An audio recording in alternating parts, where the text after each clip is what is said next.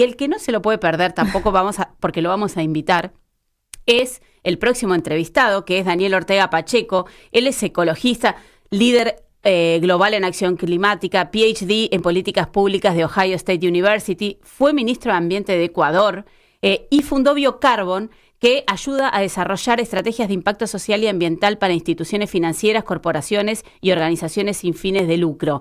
Él está en contacto con nosotros porque con él vamos a hablar del tema del multilateralismo, las cumbres de cambio climático, para qué sirven. Pero primero le vamos a dar la bienvenida. Daniel, gracias por atendernos. Laura Rocha lo saluda. ¿Cómo le va? Laura, un placer saludarlos.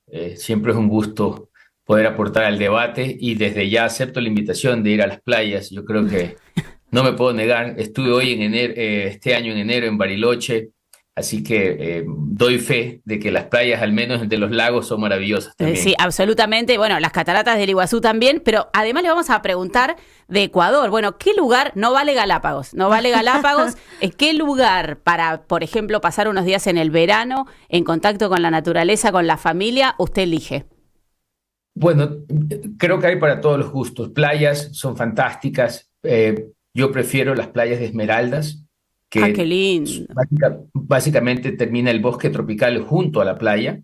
Tienen montañas, la área de los lagos andinos sin duda es muy similar a la Argentina, y la Amazonía, que tiene siempre una belleza majestuosa. Bueno, sí, claramente, la verdad, sabe que yo no conozco todavía Ecuador, así que prometo que voy a ir y cuando vaya lo voy a visitar. Bueno, Daniel, muchas gracias por atendernos. La verdad es que lo llamamos, ¿por qué? Porque en el programa pasado estuvimos analizando, incluso, bueno, ahora que está por terminar la cumbre de desertificación, lo que vemos es que vienen pasando las cumbres, no solo la cumbre climática, ¿no? Pasó también la cumbre de biodiversidad en Cali. Pasó la cumbre de cambio climático en Azerbaiyán, terminó por fin la reunión para los tratados del plástico y todas aparecen con el mismo problema. A la hora de, cuando llega la hora de poner la plata, de ver quién se va a hacer cargo, fracasa. Ahora, ¿qué es lo que pasa? Falla que las convenciones y las cumbres se diseñaron de un modo y están funcionando de otro, o es que hoy el mundo está mirando, no sé, las guerras, cómo abastecerse de energía, cómo hacer para que sus poblaciones no perezcan. Digamos, ¿qué es lo que pasa? ¿Cuál es su visión? Con mucho gusto. Bueno, me parece que hay tres elementos. Lo primero es una cuestión de democracia. En el momento que los gobiernos no terminan siendo consonantes con el pedido de sus pueblos, algo sucede. Y por supuesto, si esa interlocución política no es la apropiada, los acuerdos a nivel internacional es lo que alcanzamos, ¿no? Lo primero es entonces democracia, qué está sucediendo realmente con los representantes políticos y si están de una u otra manera sirviendo como vehículo como se requiere. Lo segundo es que sin duda el mundo vive una serie de múltiples crisis, y ante ello la hegemonía de los grupos de interés, de ciertos, digamos, beneficios particulares del sector petrolero y de otros, se ven afectados. Y ante eso tenemos que tener mecanismos que permitan controlarlo. Y eso tiene que ver con cómo se dan estas reuniones, cómo se organizan y qué se pretende hacer. Y lo tercero, yo creo que estamos haciendo oídos sordos a la ciencia. La ciencia es clara. El problema de las múltiples crisis está al frente de nosotros. Los ciudadanos somos conscientes porque lo vimos día a día. Hoy en Ecuador, mi país, tiene cortes de luz de 8 a 12 horas, que básicamente tiene que ver con falta de planificación, sí, pero más que todo por un momento climático de sequías como ya lo vivió Argentina en los últimos años. Entonces, si no entendemos los mensajes de la población desde la parte política, cómo mantenemos estas reuniones, y tercero, le hacemos caso a la ciencia, vamos a seguir alcanzando un conjunto de acciones que yo les digo cascarones vacíos. Entonces se crea un fondo en la COP de Cali de biodiversidad completamente vacío. Es la primera vez que un fondo se establece completamente vacío. Yo no conozco al día de hoy ningún banco que crea un banco sin recursos o que establece un fondo de inversión sin recursos. Pero eso es la manera de responder. Sí, bueno, coincido absolutamente con su diagnóstico. Ahora, entre los tres puntos que usted menciona, digamos, el primero podríamos englobarlo en lo que es la cuestión local, ¿no? Bueno, cómo está la democracia y la representación política en cada uno de los países. Y también me parece que la falta de planificación, ¿no? Que tampoco se escucha la ciencia, porque si bien el cambio climático es un problema global, mucha de la acción es local. Entonces, si nosotros no hacemos nada, usted dice, bueno, falta de planificación. ¿Por qué? Contamos a las personas que uno de los problemas serios que tiene Ecuador, como por ejemplo también le pasa a Colombia, incluso ciudades inmensas como Bogotá, que están sin agua. ¿Por qué? Porque las represas están sin agua, porque la sequía ha provocado y ha generado, y los distintos impactos del cambio climático han generado que las represas hoy no tengan agua. Entonces hay que empezar a restringir el uso de la energía para poder abastecer y poder seguir viviendo. Y además encima tampoco tenemos una solución inmediata a esos problemas, porque esos problemas, requieren por lo menos un mediano plazo de solución.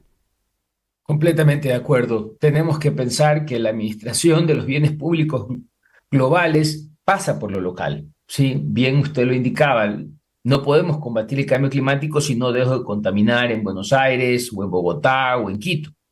Sin embargo, para que eso se dé, se crea una gobernanza, es decir, un sistema que pueda permitir alcanzar acuerdos, que podamos monitorear, controlar, vigilar y sancionar en el caso de ser necesario. Entonces, si el interlocutor político no funciona y segundo, la infraestructura o el arreglo legal que hemos acordado a nivel de países en Naciones Unidas no se cumple, estamos arando en el mar. Es de ahí la recomendación que se ha dado por algunos exministros de Ambiente y otros líderes globales, como el secretario Ban Ki-moon, y de poder reformar la conferencia de las partes, que es el momento de reunión de los líderes o de sus representantes políticos para alcanzar los acuerdos.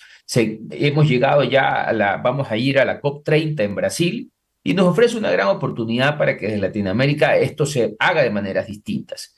Pero como dice el refrán, no vas a alcanzar un resultado distinto si no dejas de hacer lo mismo.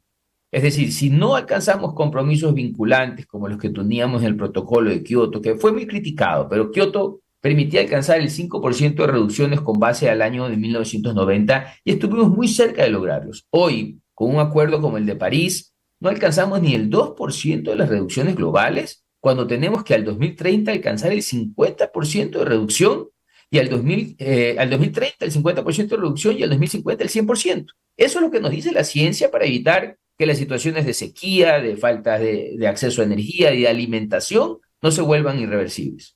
Sí, queda clarísimo. Voy a contarle a los oyentes que la carta a la que usted hace referencia es una carta que se envió el 15 de noviembre. Es una carta que pide, varias cosas en la reforma, haciendo especial hincapié en esto, ¿no? En escuchar más a la ciencia e incluirla tal vez en las cumbres de manera más protagónica, como así también él habla del tema de, por ejemplo, los representantes de las compañías de combustibles fósiles. Ahí yo le quería preguntar como dos cosas. La primera es, ¿existe una idea de reforma, de estas cumbres y cómo cree usted que podría instrumentarse? Y la otra, que tiene que ver con el petróleo y que tiene que ver con un hito que además se dio en su país, que es el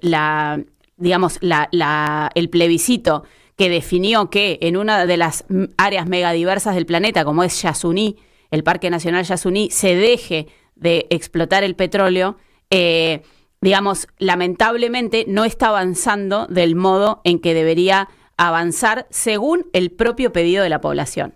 Entonces, no sé, las dos cosas le pregunto. La primera, respecto de la infraestructura, y si quiere después hablamos de Yasuní. Encantado. Pues bien, la carta se da además en un momento donde decimos, fue la última gota que derramó el vaso. Entender una presidencia de la COP como fue Azerbaiyán, defendiendo intereses petroleros desde su podio como presidencia cuando se requiere una imparcialidad total y un liderazgo que realmente avance el objetivo de la convención, que es estabilizar temperaturas, pues motivó esta carta y por supuesto incluye algunas recomendaciones concretas. 3 niveles.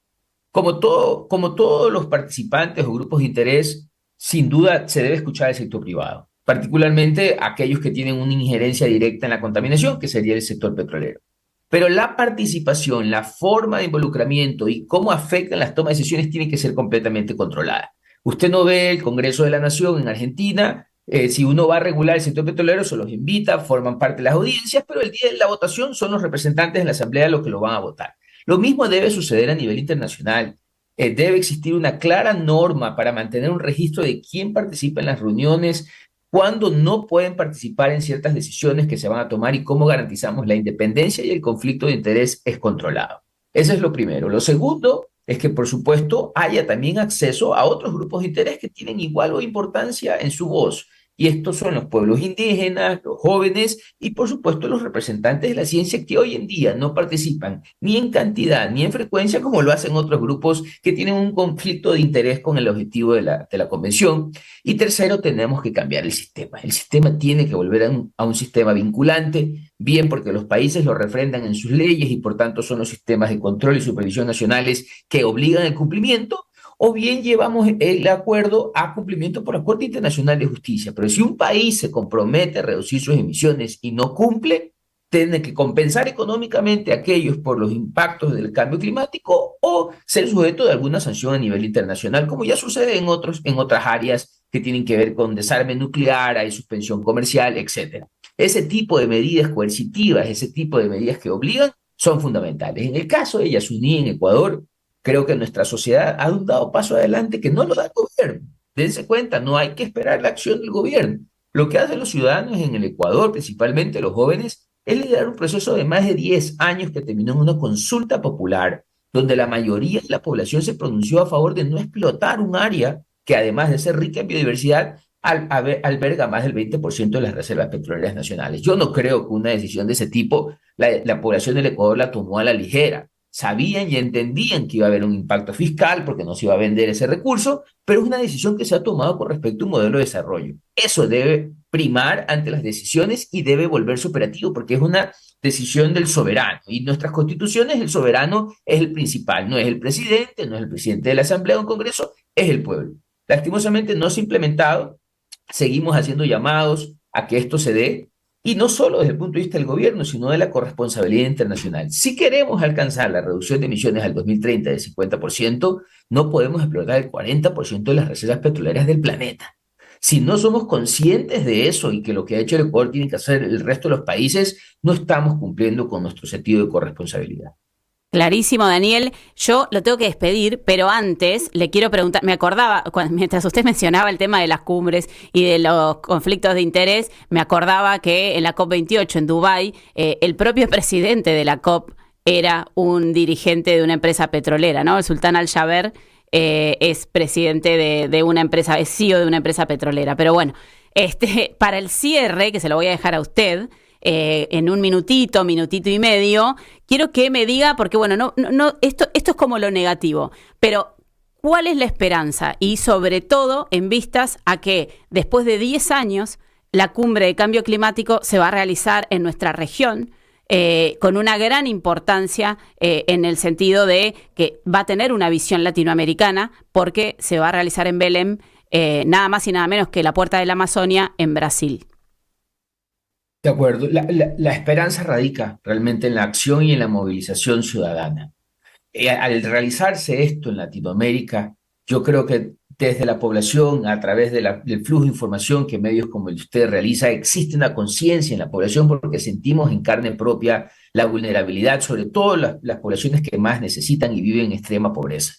Esa movilización ciudadana logrará que la voluntad política de sus mandantes se refleje y que eso signifique un mayor control en los conflictos de interés en las reuniones, que las presidencias de estas reuniones no pasen por los países e intereses petroleros, pero que finalmente además los países que son responsables de este problema porque han contaminado por ya dos siglos, presenten los recursos financieros que se necesitan para esa acción local, que sin la cual no se podrá realizar. Fantástico, muchísimas gracias por el contacto, Daniel, y bueno, seguramente volveremos a comunicarnos, y espero, bueno, que nos veamos en Belém a fin de año, a fin del año próximo, en la cumbre de cambio climático. Así lo veremos, la verdad, un placer, siempre un gusto saludarlos. Gracias. Bueno, entonces...